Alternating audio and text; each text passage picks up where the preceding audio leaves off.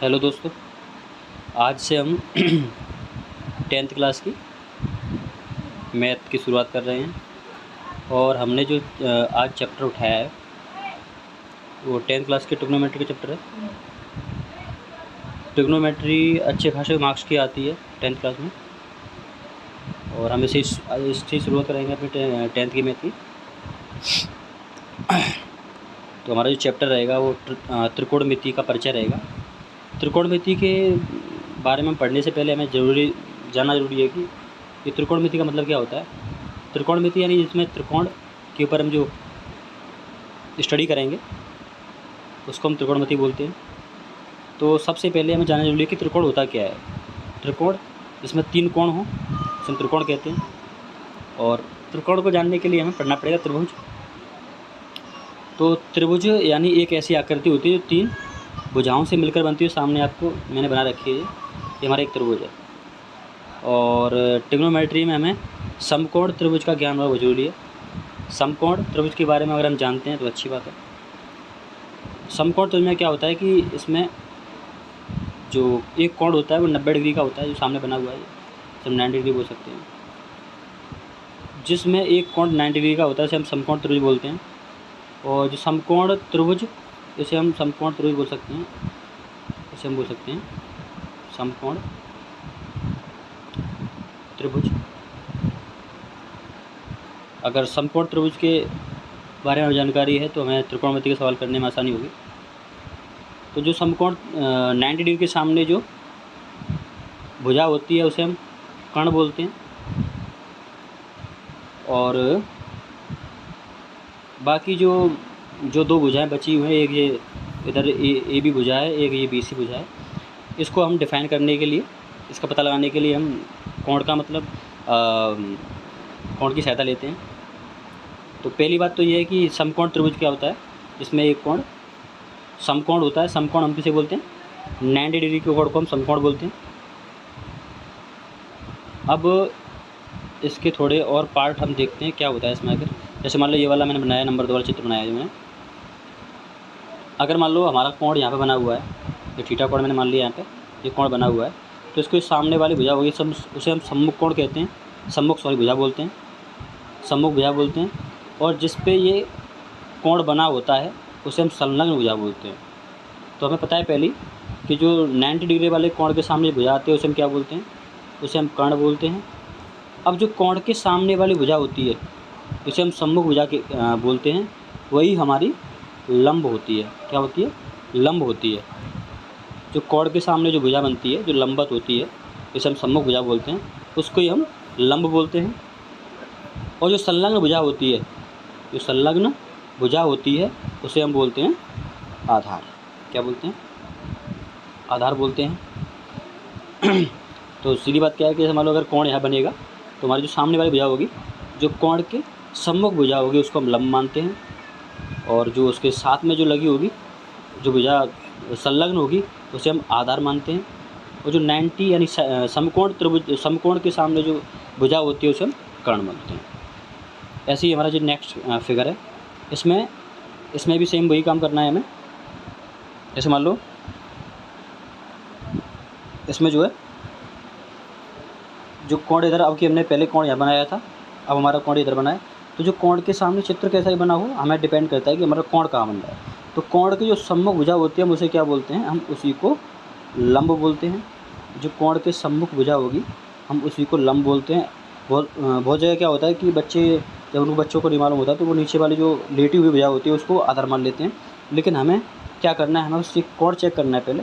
यहाँ पर जो हमारा कोण बन रहा होगा उसके सामने जो सम्मुख भुजा होगी, उसके जो कोण के सम्मुख भुजा वाली होती है जो, उसे हम लंब मानते हैं। जो कोण की संलग्न भुजा होती है उसे हम आधार मानते हैं। क्या मानते हैं? आधार मानते हैं। और कर्ण आपको पता ही है, जो समकोण त्रिभुज यानी 90 डिग्री के सामने जो भुजा होती है उसे हम कर्ण बोलते हैं, उसे हम कर्ण बोलते हैं। एक बार मैं फिर से रिवाइज करता हूँ कि समकोण त्रिभुज क्या होता है? जिसमें कम से कम एक कोण 90 डिग्री का बना हो उसे हम समकोण त्रिभुज बोलते हैं। समकोण के सामने जो भुजा होती है उसे हम कर्ण बोलते हैं। और देखते हैं त्रिभुज क्या होता है। 3 भुजाओं से मिलकर बनने वाली आकृति को हम त्रिभुज कहते हैं, इसमें 3 कोण भी होते हैं। और यहाँ पर हम एक चीज़ और ऐड कर सकते हैं कि मान लो अगर त्रिभुज है तो त्रिभुज के जो तीनों कोणों का जो योग होता है, त्रिभुज के जो तीनों कोणों का योग होता है वो कितना होता है, वो 180 डिग्री होता है। त्रिभुज के अगर हम तीनों कोणों के योग की बात करें तो कितना होता है, 180 डिग्री होता है। ये भी हमें प्रॉपर्टी याद रखनी है, हमारे काम आएगी। तो देखते हैं फिर सीधी बात क्या है कि जहाँ पर कोण बनता है तो कोण की जो सम्मुख भुजा होती है उसको हम लंब मानते हैं, जो संलग्न भुजा होती है उसे हम आधार मानते हैं, जो 90 डिग्री के सामने आते हैं उसे हम कर्ण मानते हैं। इसमें मैंने ऐसे ही किया है, यहाँ पर कोण सामने बना था, ऊपर बना था, तो इसके सामने जो सम्मुख जो भुजा होती है उसको हम लंब मानते हैं, उसको हम लंब माना है यहाँ पे। जो उसके संलग्न भुजा है उसको हम आधार माना है, और जो 90 के सामने बनेगी उसे हम कर्ण मानते हैं। ठीक है भाई। अगर हमें ट्रिग्नोमेट्री को ठीक से पढ़ना है, ट्रिग्नोमेट्री को हमको ठीक से पढ़ना है, तो इसमें हमें सबसे पहले एक प्रमेय पढ़नी होती है जिसे हम बोलते हैं पाइथागोरस प्रमेय। वो भी समकोण त्रिभुज पर आधारित होती है, समकोण ही त्रिभुज पर आधारित होती है। तो पाइथागोरस प्रमेय को पढ़ना बहुत ज़रूरी है। इसमें क्या है कि जो पाइथागोरस प्रमेय है उसके आधार पर हमें एक फॉर्मूला प्राप्त होता है। इसे हम डायरेक्टली याद कर सकते हैं कि इसके अनुसार जो कर्ण का अगर हम वर्ग करते हैं तो कर्ण का जो वर्ग होगा वो बराबर होता है लंब के वर्ग और आधार के वर्ग के योग के बराबर। तो क्या है, जो पाइथागोरस प्रमेय होती है उसके अनुसार क्या होता है कि जो कर्ण का वर्ग होता है वो लंब के वर्ग और आधार के वर्ग के योग के बराबर होती है। इसी को हम पाइथागोरस प्रमेय कहते हैं। यहाँ पर हम देख सकते हैं 90 डिग्री कोण बन रहा है तो हम इसको कर्ण बोल सकते हैं। और अगर यहाँ मान लो मैं इसे कोण मान लेता हूँ तो यहाँ पर ये लंब बनेगा और यहाँ पर ये आधार बनेगा। संलग्न भुजा वाला सिस्टम जो होता है उसे हम आधार मानते हैं। इसे हम शॉर्ट में ही मान सकते हैं। जैसे मान लो मैं इसे के मान लूँ और इसे मैं एल मान लूँ और इसे मैं ए मान लूँ, तो इसको मैं लिख सकता हूँ के स्क्वायर बराबर एल स्क्वायर प्लस ए स्क्वायर। इसे हम शॉर्ट में ऐसे पढ़ सकते हैं। और अगर भुजा के आधार पर अगर हम देखना चाहें तो कर्ण को हम क्या बोल सकते हैं, ए सी बोल सकते हैं, ए सी स्क्वायर बराबर लंब को हम क्या बोल सकते हैं, ए बी स्क्वायर, तो ए बी स्क्वायर बोल सकते हैं, प्लस आधार को हम बोल सकते हैं बी सी स्क्वायर। इसको इस आधार पे भी लिख सकते हैं, कोई परेशानी नहीं। एक ही थ्योरम को हम 3 तरह से लिख सकते हैं। ये हमारी क्या है, पाइथागोरस प्रमेय है। इसे पढ़ने के बाद अब हम कुछ फॉर्मूलाज भी अनुपात के रूप में याद कर सकते हैं जिन्हें हम त्रिकोणमितीय अनुपात बोल सकते हैं। तो हम डायरेक्टली फॉर्मूला याद करेंगे ताकि हम सवाल कर सकें आराम से। तो sine theta cos theta tan theta और आपका यहाँ मान लेते हैं कोसेक थीटा सेक थीटा आपका कॉट थीटा।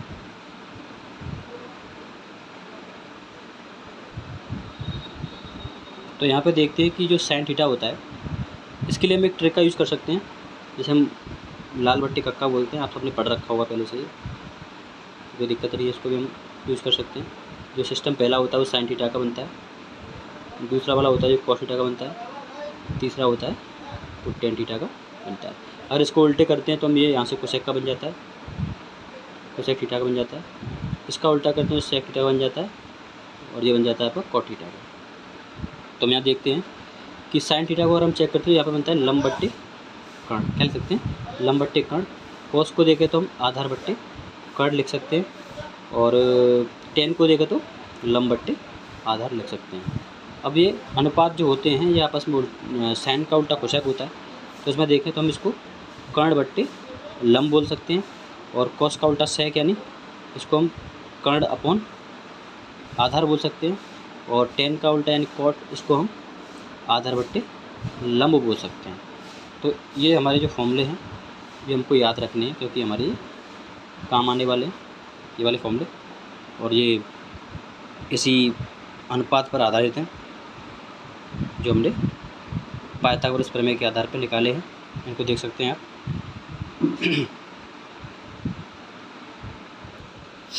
हमने जितना भी बेसिक पढ़ा है उसके आधार पर हम अब किताब के प्रश्न हल करेंगे। तो देखो मैं आपको पहले दिखा देता हूँ यहाँ पे कि जो हमारा पहला क्वेश्चन है वो हम प्रश्नावली 8.1 का करने वाले हैं। इसमें दे रखा है कि जो एक त्रिभुज ABC में जिसका कोण B जो समकोण है, तो उसमें A बराबर में 24 सेंटीमीटर दे रखा है, 24 सेंटीमीटर दे रखा है, और BC दे रखा है 7 सेंटीमीटर। तो बोल रहा है कि निम्नलिखित का मान ज्ञात कीजिए। मतलब यहाँ पे हमें ये दे रखे हैं 2 सवाल, फर्स्ट और सेकंड, इसमें भी 2 सवाल दे रखे हैं, तो हमको इनको हल करना है। तो ये किताब में दे रखा है मैंने, और मैंने इसको अलग से लिख रखा है, तो हम सॉल्व करने वाले हैं। ये लिख रखा है मैंने यहाँ पे, तो हमें इसको हल करना है। तो इसमें अगर हम हल करते हैं इसे, तो देखो पहले हमें एक काम करना पड़ेगा, इसको अगर हमें हल करना है तो पहले हमें काम करना है, सॉल्व करना है पहले हमें यहाँ पे। तो इसने बोला है कि एक हमारे पास एक ट्रायंगल है जो एक समकोण त्रिभुज है। क्या है? एक जो ट्रायंगल है वो कहते हैं राइट एंगल ट्रायंगल है, समकोण त्रिभुज है जो कुछ ऐसा बनेगा। उसने एक बात बोला है कि जो कोण B है वो समकोण है, तो यानी यहाँ पर जो बनेगा वो कोण B बनेगा। इसको हम ऐसे लिख सकते हैं, ABC लिख सकते हैं। यहाँ तक क्लियर है हमारा। और फिर उसने बोला है कि जो AB है, AB 24 सेंटीमीटर है, यानी इसका मान जो है वो 24 सेंटीमीटर है हमारा। और जो BC है वो 7 सेंटीमीटर है, यानी BC को हम 7 सेंटीमीटर यहाँ कर सकते हैं। अच्छा, एक और बात यहाँ पे हमें ये देखना होगा कि अगर हम निकाल रहे हैं साइन A का मान, हमें निकालना है पहले, जो हमारा सवाल है, हमें साइन A का यहाँ से वैल्यू निकालनी है। तो हमें पता है कि साइन A की वैल्यू, मतलब यहाँ पे जो कोण दे रखा है वो A कोण है, तो हमें यहाँ पे थीटा A को मानना पड़ेगा, थीटा में A को मानना पड़ेगा। तो नॉर्मल सी बात है कि हमने थीटा A को माना है, तो हमारा जो ये सामने वाला जो होगा हमारा ये लंब हो जाएगा और हमारा ये आधार हो जाएगा। तो कर्ण तो 90 के सामने बनता ही है, समकोण त्रिभुज है तो इसके सामने तो कर्ण बनेगा। तो हमें जो मान निकालना है वो कर्ण का मान निकालना है। तो पहले हम इसमें पाइथागोरस का प्रमेय का यूज़ कर सकते हैं, जो हमें पता है क्या होती है, कर्ण स्क्वायर बराबर लंब स्क्वायर प्लस आधार स्क्वायर। इसके हम वैल्यू पुट कर सकते हैं यहाँ पे। तो यहाँ अगर हम वैल्यू पुट करेंगे तो के का मान निकालना है, तो हम लंब दे रखा है हमें 7 सेंटीमीटर, 7 का जो स्क्वायर कर देंगे हम यहाँ पे, और एक दे रखा है 24 आधार, इसका स्क्वायर कर देंगे। इनको जब यहाँ से निकालेंगे तो यहाँ पे स्क्वायर यहाँ से हटाएंगे तो इधर अंडर रूट आएगा। अगर हम यहाँ से स्क्वायर हटाते हैं तो इधर हमारा अंडर रूट आएगा। 7 का बराबर होता है 49 और इसका बराबर होता है 576।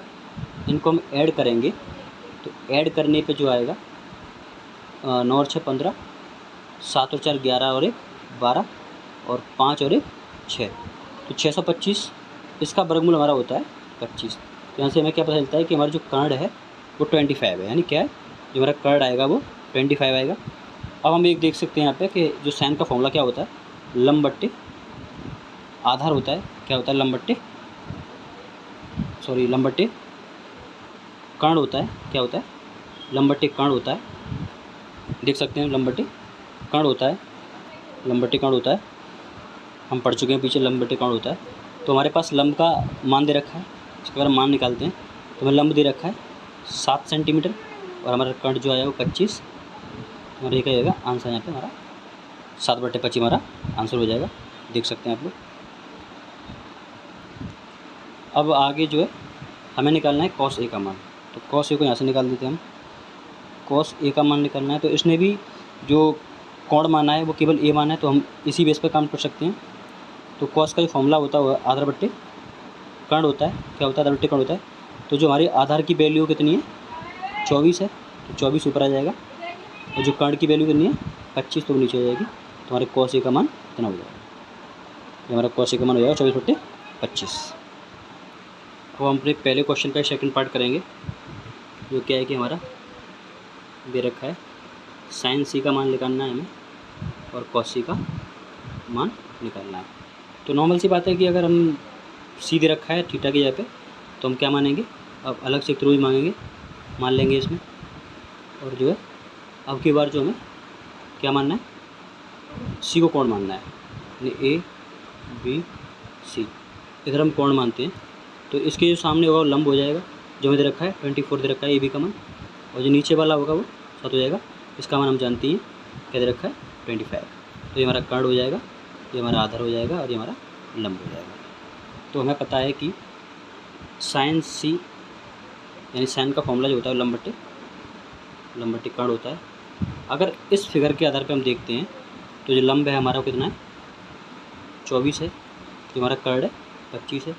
तो साइन सी की जो वैल्यू आएगी साइन सी की वो 24/25 हो जाएगी। और उसका जो सेकंड क्वेश्चन है वो कॉस सी है, इसका फॉर्मूला होता है वो आधार बट्टे कर्ण होता है। और इस फिगर के आधार पर हम देखेंगे तो आधार हमें दे रखा है 7 सेंटीमीटर और हमें कर्ण दे रखा है 25 सेंटीमीटर। तो हमारा जो आंसर होगा 7/25 हो जाएगा। तो दोस्तों इतना ही क्वेश्चन करते हैं। हमने आज इसका बेसिक कर लिया है, बेसिक समझ में आ गया होगा। अगर समझ में ना आए तो वीडियो को 1-2 बार देखें, 2 बार देखें, 3 बार देखें, समझ में आ जाएगा। बहुत अच्छे से कवर किया है मैंने इसमें, एकदम नीचे से उठा के लाया हूँ, फिर भी आप देखना। और आज हमने पहला क्वेश्चन कर लिया है, कल से हम नेक्स्ट जो हमारी वीडियो आएगी उसमें हम आगे क्वेश्चन करेंगे इनके। और हम 10th की इसमें पूरी मैथ करने वाले हैं, दिक्कत नहीं लेनी है, बोर्ड एग्ज़ाम तक आपकी मैथ को हम कंप्लीट करेंगे। तो वीडियो को देखें, अच्छा लगे तो लाइक करें, सब्सक्राइब करें चैनल को मेरे को, और अपने फ्रेंड्स में इसको शेयर करें ताकि सबको ये वीडियो मिल सके देखने के लिए। धन्यवाद।